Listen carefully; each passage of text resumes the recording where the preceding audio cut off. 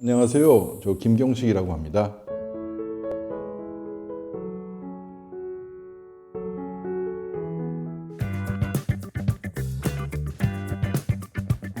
계좌라는 게 상당히 많죠. 뭐 예금, 적금, CMA, 청약저축, 주식이나 채권, ISA 계좌 요즘에 뭐 핫하죠. 이 돈을 보존한다거나 이렇게 불리는 계좌들이 수없이 많은데요. 유일하게 이 장기간 세금을 안 받는 계좌는 연금 관련된 계좌밖에 없어요. 대표적으로 연금저축계좌하고 IRP죠. 그렇다면 연금저축계좌와 IRP 중에서 뭐가 더 나을까요? 정답부터 말씀드리면 연금저축이 우선 위에 있다고 보고 있습니다. IRP 경우에는 법이 정한 사유가 아닌 이상 출금이 불가해요. 뭐 몸이 아프다거나 부동산을 구입한다거나 이런 이유겠죠. 연금저축은 언제든지 적립된 금액 일부를 꺼내 쓸 수 있습니다. 물론 페널티가 있어서 기타 소득세를 내야 된다고 알고 계신 분들이 많은데 기타 소득세가 페널티인가요? 전혀 아닙니다. 왜냐하면 16.5%의 세액공제 받은 거를 그대로 내는 거예요. 그런 혜택을 중간에 깼으면 그거에 대해서 혜택 받은 걸 반납해야죠. 당연한 논리입니다. 그래서 페널티가 아니다. 어쨌든 연금저축은 내가 돈이 필요할 때 빼낼 수가 있지만 IRP는 불가능하다는 거고요. 저 같은 경우는 주식 추종자예요. 주식형 펀드를 20년 이상 투자했을 때 그 복리 효과가 상당히 커진다는 거를 확신을 갖는 사람이기 때문에 주식형을 가득가득 채우라고 말씀을 드리는데 IRP가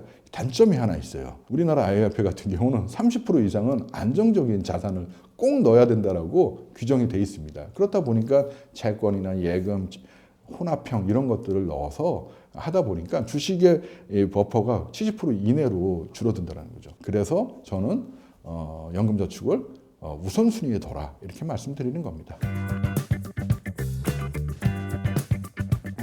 우리나라 사람들 이 통계치를 보시면요. 퇴직 시점이 딱 됐을 때 10명 중에 9이 일시금으로 다 찾는다고 해요. 뭐 이유는 있겠죠. 뭐 창업을 해야 된다, 뭐 대출을 갚는다거나 충분히 저 이해가 됩니다. 그리고 퇴직 시점이 아닌데도 중도에 인출하는 사람이 매년 5만 명씩 나온다고 해요. 웬만하면 퇴직연금을 최대한 오래 유지하고 은퇴 이후에 일시금이 아닌 연금으로 수령하도록 설정하셔야 됩니다. 내 집을 사겠다는 사람이나 몸이 아파서 경비가 필요하신 분들한테 연금을 깨지 말라고 할 수는 없겠죠. 다만 이런 중요한 이벤트가 있을 때 최후 순위로 연금을 깨는 걸 고려하시라 이렇게 말씀드리는 거예요. 장기 투자에 따른 복리 효과도 적어도 한 15년 이상 돼야 기하급수적으로 커지는 게 제가 목격해 왔어요. 연금을 깨기 전에 다른 대안을 살펴보라고 말씀드리는데요. 특히 퇴직연금 계좌는 55세 이후의 인출 시점에서 그 역할이 분명해집니다. 퇴직금은 연금으로 인출 시에 연금 인출 한도 1,500만 원에 적용받지 않기 때문에 기타 소득세나 금융소득 종합과세 걱정 없이 연금저축에서 모자란 부분, 국민연금에서 모자란 부분들을 이 퇴직연금으로 채울 수가 있어요. 이미 여러분은 상당히 보수적으로 운용하고 계세요. 예적금 가지고 있죠. 보험도 가지고 있죠. 부동산 상당히 무거운 자산이에요. 여기다가 급여의 9%씩 국민연금을 내고 있잖아요. 국민연금은 거의 예금이나 다름없어요. 보험이죠. 종신보험. 그리고 급여의 8.3%가 되는 퇴직연금도 DB로 파킹되거나 또는 DC로 운용하고 계시잖아요. DC 운용할 때 안전자산은 30%나 의무적으로 깔아야 된다고 되어 있어요.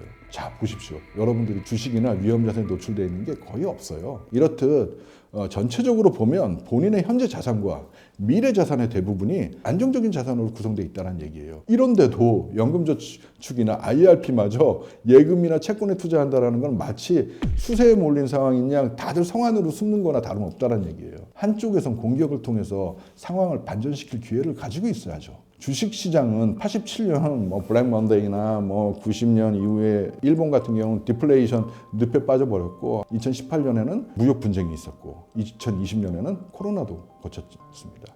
이렇게 30-40년 동안 시장에서는 무수한 이벤트가 있었는데 이 주가지수를 투자해온 사람들은 모두 우수한 성과들을 달성하고 있습니다. 주가지수라는 게 개별 주식하고는 달라요. 주식은 쥐고 있다가 급락하고 부도가 나서 사라지는 경우가 있는데 주가지수는 그렇지 않다는 정기적으로 리밸런싱해서 나쁜 기업들은 퇴출시키고 좋은 기업들은 유지시키는 이런 자정 기능이 있다는 겁니다. 이렇다 보니까 주가지수에 투자했을 경우는 장기 투자 시 우상향하는 경향이 많다. 그리고 나이가 50세고 60세라고 해서 안전한 자산들로 위험 자산을 줄이고 이런 얘기들도 많이 하는데요. 주식 편입비를 급격히 낮출 필요도 없습니다. 은퇴해서 고정적인 현금이 필요할 때 그때 낮춰야죠. 어차피 지금은 100세 시대고 각자가 상황이 다르고 자신만의 삶의 방식이 있는 만큼 과거의 틀에 얽혀서 맹목적으로 본인을 맞춰가지 말란 얘기예요. 연금저축이나 IRP만큼은 주식시장을 중심에 두십시오. 시장은 절대 배신하지 않습니다. 주식을 낮춰야 될 시기가 나이가 많아서가 아니라 은퇴라는 이벤트를 중심으로 해야 된다는 겁니다. 그리고 주식 대신에 인컴 자산들을 채워야 되는데요. 예금자 보호가 되는 예금도 있을 거고요. 채권의 이자 수익도 인컴이 될 수 있고 전세 주시고 임대 받는 것도 그것도 인컴이 될 수 있습니다. 고배당 주식에 투자해서 배당을 꼬박꼬박 받는 것도 인컴이고요. 여튼 현금 흐름을 창출시키는 걸 인컴이라고 말씀드렸고 배당이나 금리가 높다고 혹하지 마십시오. 세상에 정말 공짜 점심은 없고요. 더도 말고 덜도 말고 그냥 한 4% 정도의 현금 흐름이 나오도록 포트폴리오를 분산해서 구축해 놓는 게 핵심입니다. 월 50만 원씩 30년을 투자해서 연복리 7%의 성과를 달성했다고 한다면 약 6억이 돼요. 연복리의 3%면 약 3억이 됩니다. 이렇게 불린 자금을 배당 수익률 인컴 자산 4%짜리에 구축해 놓으면 6억 원은 매년 2,400만 원, 3억 원은 1,200만 원의 현금 흐름이 창출되죠. 30년간 생활할 수 있는 새로운 생산 기제가 구축되는 것입니다. 저는 이것을 이제 마르지 않는 황금 연못이라고 표현을 하죠. 인컴 포트폴리오를 분산해 놓는다고 손실을 피할 수 없지 않느냐?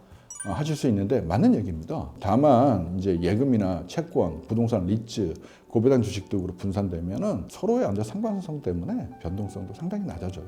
주식시장이 폭락해도 상대적으로 한 3분의 1 수준의 하락 정도에서 버틸 수 있다는 겁니다. 그리고 침체 사이클에서 평가 손실을 경험하고 놀랄 수는 있을지 몰라도 보유하다 보면 다음 사이클에서 또 리커버리 되고 이런 거죠. 중요한 건 현금 흐름이라는 겁니다. 이게 자산이 조금 떨어지고 오른다고 해서 조마조마할 필요가 없다는 얘기예요.